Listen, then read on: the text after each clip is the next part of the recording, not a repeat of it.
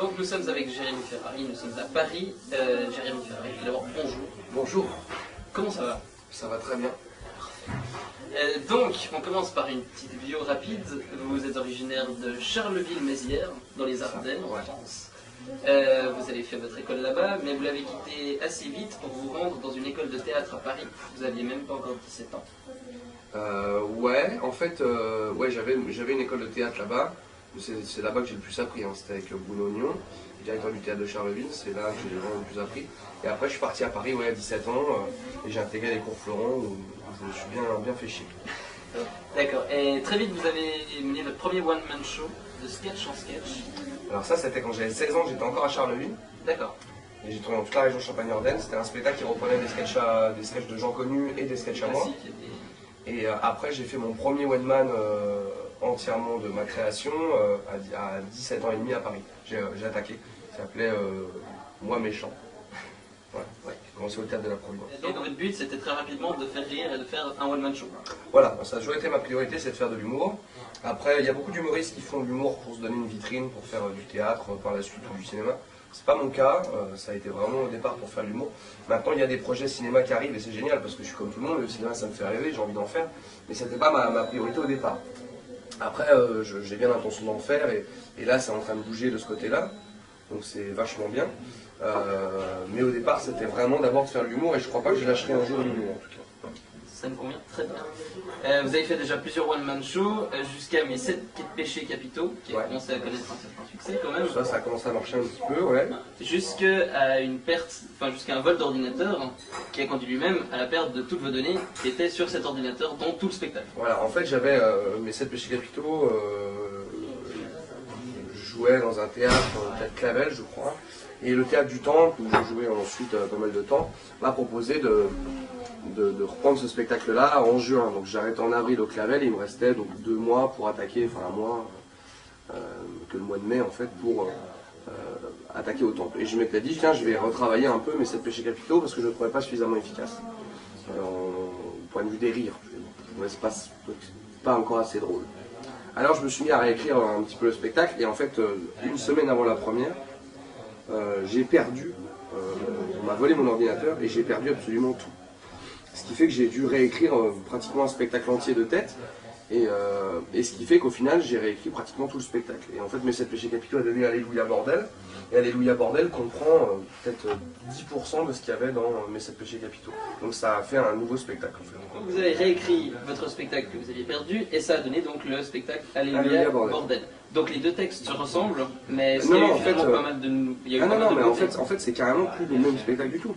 Mais 7 péchés capitaux n'a rien à voir avec Alléluia Bordel. J'ai gardé un sketch. Voilà. Tout le reste a été complètement réécrit. Et depuis la perte de l'ordinateur ou le vol de l'ordinateur, il n'y a pas eu un humoriste dans le monde qui est apparu avec un spectacle qui s'appelait Mes 7 péchés capitaux? Non, d'accord, c'est pas arrivé. Non, c'est pas arrivé. C'est tant mieux. Depuis l'écriture de Alléluia Bordel, vous avez fait également de la télévision et vous avez rencontré le succès, entre autres, grâce à On ne demande qu'à en rire, qui est sur France 2, qui vous a vraiment propulsé sur le devant de la scène et qui fait que vous rencontrez le succès qu'on connaît. En fait, le truc, c'est que la télévision, il y a toujours un événement à la carrière de quelqu'un, enfin pour ceux qui marchent un jour, il y a toujours un événement qui fait que ça décolle. Alors après, on en pose toujours la question, s'il n'y avait pas eu cet événement, est-ce que ça aurait marché quand même? J'en sais rien.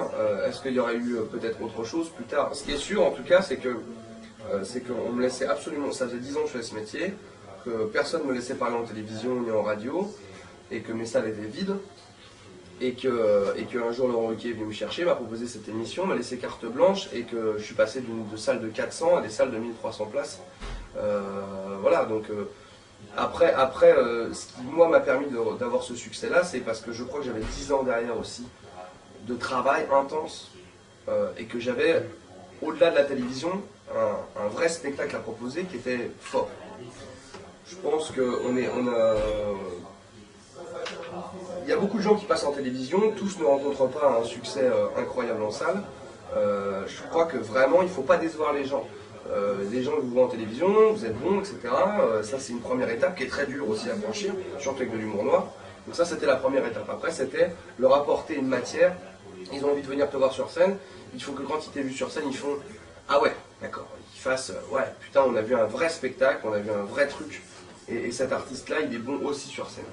Donc voilà, il y a plein d'humoristes qui sont des gens de télévision, qui remplissent pas de salles énormes parce que, on va dire qu'ils sont moins bons sur scène qu'à la télévision. Le but, c'est d'arriver à être au même niveau, même d'être meilleur sur scène en fait.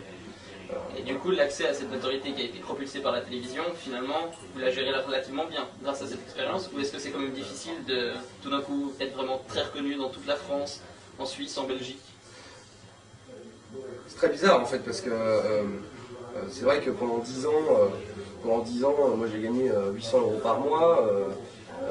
J'étais prêt à arrêter ce métier, j'ai joué toute ma vie des centaines et des centaines et des centaines et des centaines de fois dans des salles vides.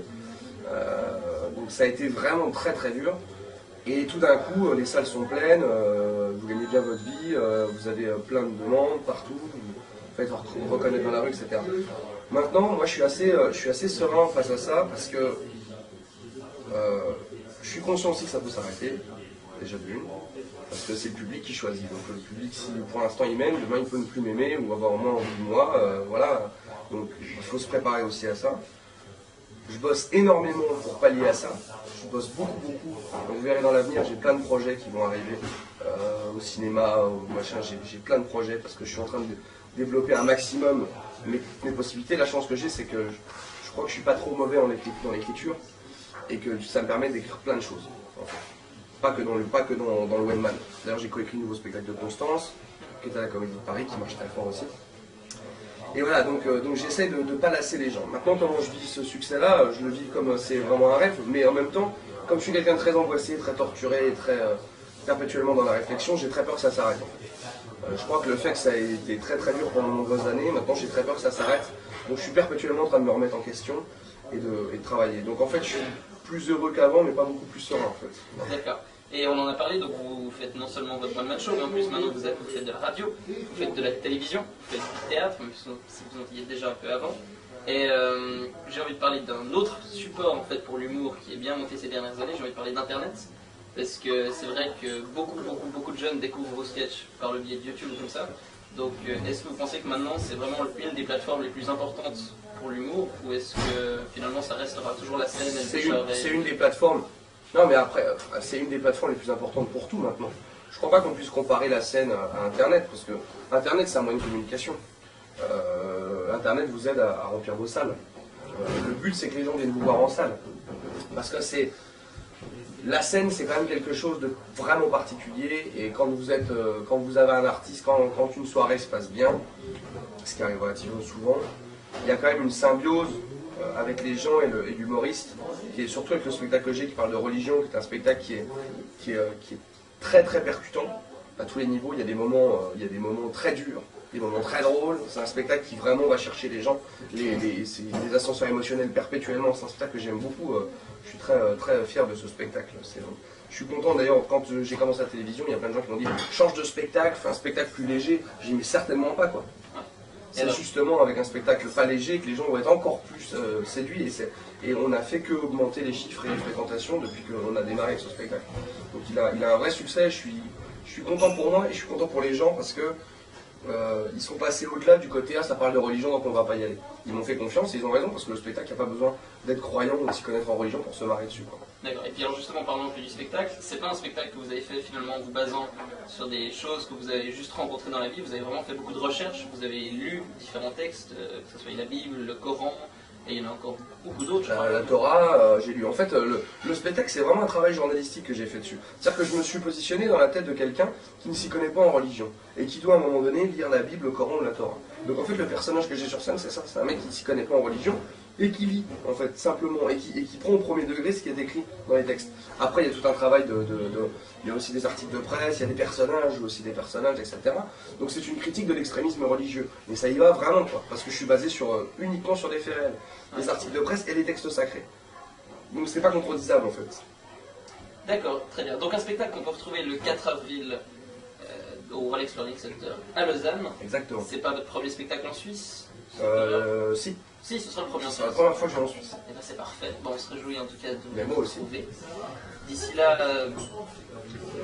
bonnes émissions à venir à la télévision. Bon, One Man Show, parce que la tournée a commencé il y a quelques temps, elle est partie pour durer un bon moment, je Ouais, pense. un an, Bonne chance, merci beaucoup et puis 4 avril. 4 ans.